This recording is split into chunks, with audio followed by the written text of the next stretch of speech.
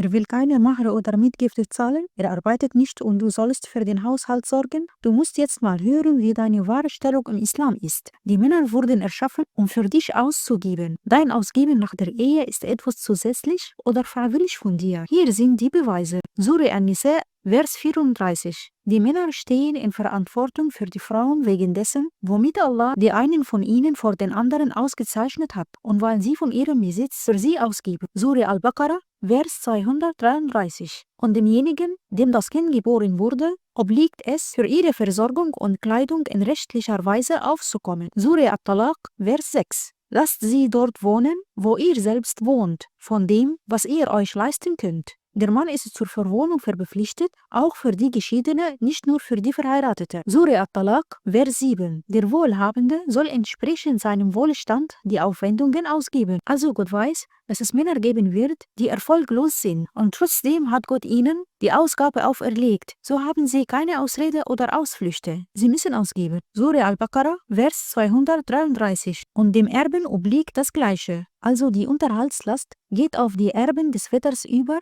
auf die männlichen und nicht auf die Frau. Surah An-Nisa, Vers 19. Und geht in rechtlicher Weise mit ihnen um. Also das anständige Ma'ruf bedeutet in den Interpretationen die Ausgabe und die Wohnung. Das heißt, der Mann gibt den Unterhalt und die Wohnung. Surah An-Nisa, Vers 25. Und gibt ihnen ihren Lohn in rechtlicher Weise. Also sogar der Versklavte, die er heiratet, muss der Mann ihren Lohn zahlen. Surah An-Nisa, Vers 4. Und gebt den Frauen ihre Brautgaben als eine Schenkung. Surah Al-Baqarah, Vers 236. Doch gewährt ihnen eine Abfindung, der Wohlhabende entsprechend seinen Verhältnissen und der gering Bemittelte entsprechend seinen Verhältnissen. Also Unterhalt und Entschädigung obliegen dem Mann. Surah Al-Baqarah, Vers 241. Und den geschiedenen Frauen steht eine Abfindung in rechtlicher Weise zu, eine Pflicht für die Gottesfürchtigen. Also die Versorgung Al-Mata' ist eine notwendige Ausgabe für den Mann. Surah At-Talaq, Vers 1. Weist sie nicht aus ihren Häusern aus. Also die Häuser gehören den Frauen, nicht den Männern. Surah Al-Baqarah, Vers 233. Keine Mutter soll wegen ihres Kindes zu Schaden kommen, noch einer, dem das Kind geboren wurde, wegen seines Kindes.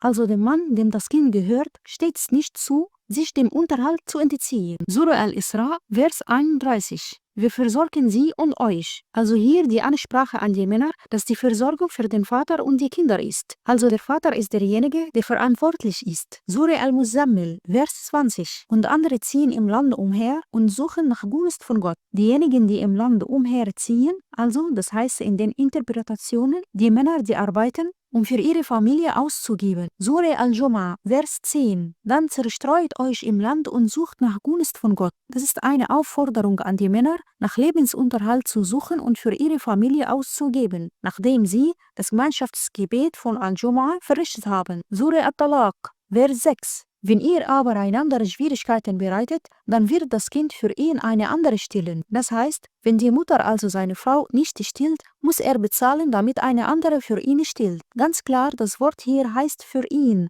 also für den Mann, also das Kind für den Mann stillen. Denn der Mann oder der Vater ist derjenige, der für die Ausgaben des Stillens seines Kindes verantwortlich ist. Also, manche sagen, aber ich soll auch für den Haushalt zahlen. Nein, das sollst du nicht. Du darfst das ja tun. Deine Hilfe beim Haushalt ist zusätzlich von dir, freiwillig von dir als Muslima. Weißt du was? Dein Ausgeben für deinen Mann und für den Haushalt ist im Islam als Sadaqa oder Almosen berechnet, während sein Ausgeben für dich eine Pflicht ist. Beweis, dass dein Ausgeben Sadaqa oder Almosen ist. Dazu gehört, was über Raita bint Abdullah al-Thaqafiyya, die Ehefrau von Abdullah ibn Mas'ud, möge Allah mit ihm zufrieden sein, überliefert wurde. Sie war eine fleißige Frau, die arbeitete und für ihren Mann und ihre Kinder ausgab. Sie kam einmal zum Propheten, Friede sei mit ihm, und sagte zu ihm: Ich bin eine Frau mit einem Handwerk, von dem ich verkaufe, und meine Kinder und mein Mann haben nichts. Da gebe ich mein ganzes Geld für sie aus. Und so halten sie mich davon ab, Almosen zu geben. Habe ich dafür einen Lohn? Der Prophet, Friede sei mit ihm, sagte: Du hast dafür einen Lohn, solange du für sie ausgibst, also gib für sie aus.